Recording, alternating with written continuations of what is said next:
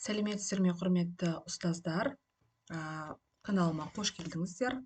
Бүгін сіздерге Magic Diagram деп аталатын жаңа сервисті таныстыратын боламын. Бұл жерде сіздер жиі естіп жүрген инфографика ұғымымен кеңірек таныс боласыздар. Инфографика дегеніміз, өздеріңіз білетіндей, өзінің аты айтып тұрғандай, инфо яғни ақпарат, графика яғни сурет деген екі мағынаның қосылуынан шыққан сөз. Бұл жерде күрделі мәтіндік текстік ақпаратты түсінікті сурет форматында түсінікті қылып жеткізу мақсатында жасалады инфографика. Көбінесе презентацияларда, докладтарда, өзіміздің бір жай ғана сабағымызда да тіпті күрделі жаңағы ақпаратты қарапайым суретпен жеткізу мақсатында біз осы инфографиканы қолданатын боламыз. Енді осы инфографиканы қолдануға арналған Magic Diagram деген сайтпен танысамыз.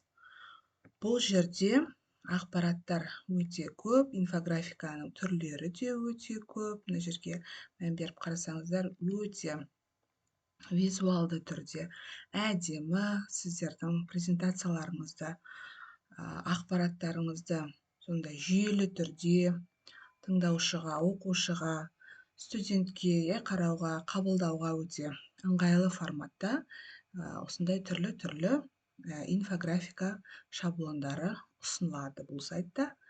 Енді бұл сайтқа доступ алу үшін, қатынау жасау үшін, жалпы бұл сайтты табу үшін біз ең алдымен Google-дың іздеу жолағына Magic Diagram деп жазамыз.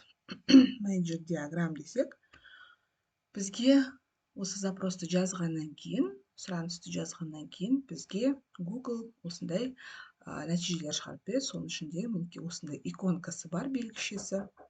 Басып Magic Diagram деп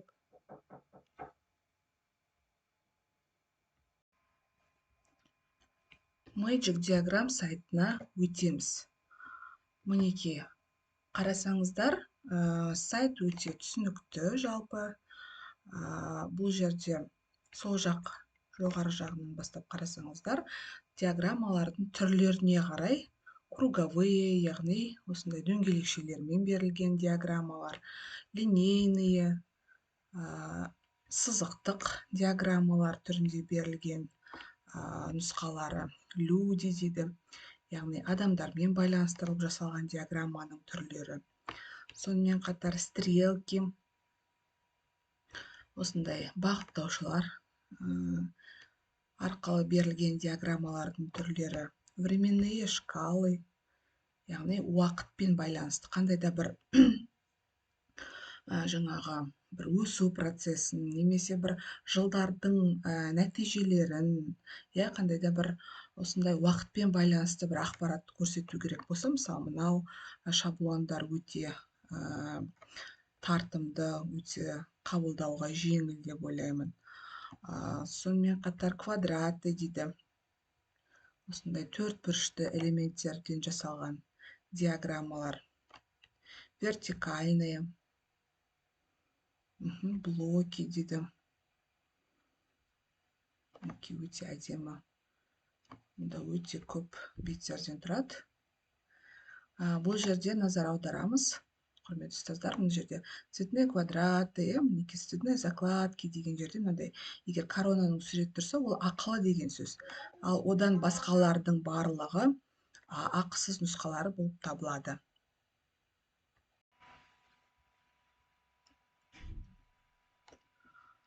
Пирамида түріндегі инфографика, тізім ретінде списки. Разные дейді, әртүрлі. Осындай көптеген диаграммалардың түрлері, инфографиканың түрлері бізге ұсынылады осы сайтта.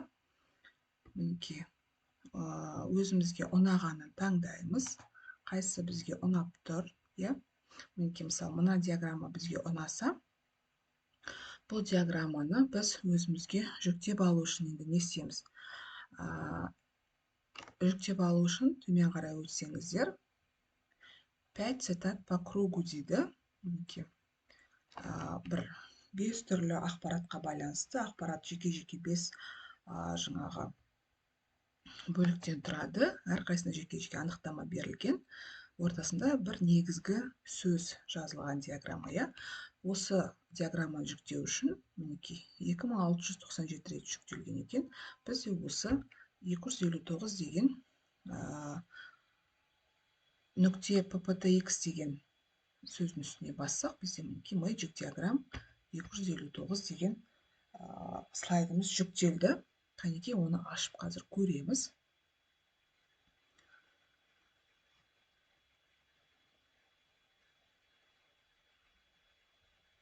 Диаграммамыз жүктеліп жатыр. Қазір ашып көреміз. Мінекей. Бұл жерде енді қарайық, мына ортасындағы элемент, иә, ортасындағы сөзді өзгертуге болады екен. Одан кейін мінекей әрбір сөздерді, мысалы, өзгертіп жазуға болады, иә. Кез келген ағылшынша жазылған сөздерді өзгертуге болады екен.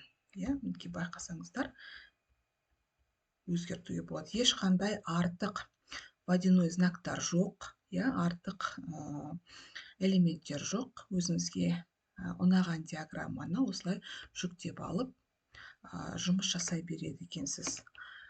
Тағы да бір нұсқасын қарап көрейік. Люди. Енді бір өте қызықты деп ойлаймын, өте бір визуалды, тартымды, сондай бір временные шкалы деген маған өте ұнайды. Мына жерді көрейік. 192 деген инфографика. Осы күйде болады.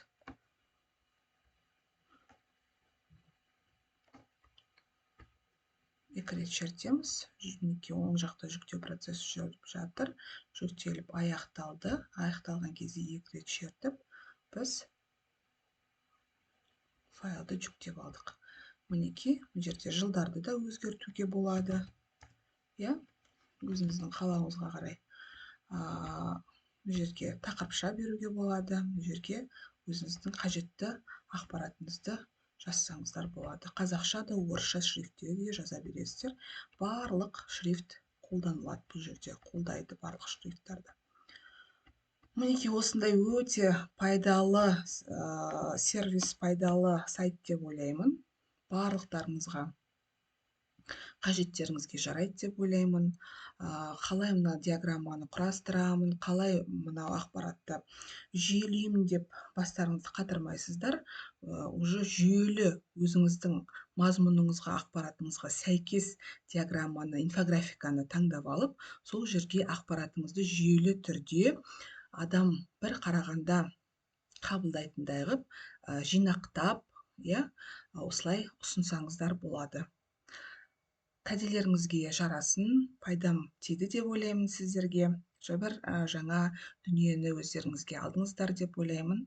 Назарларыңызға рахмет. Каналыма қоңыраушаны басып, подписация етіп, тіркеліп алыңыздар. Әріптестеріңізбен бөлісіңіздер. Алда өте қызықты, өте пайдалы ақпараттар салатын боламын. Рахмет.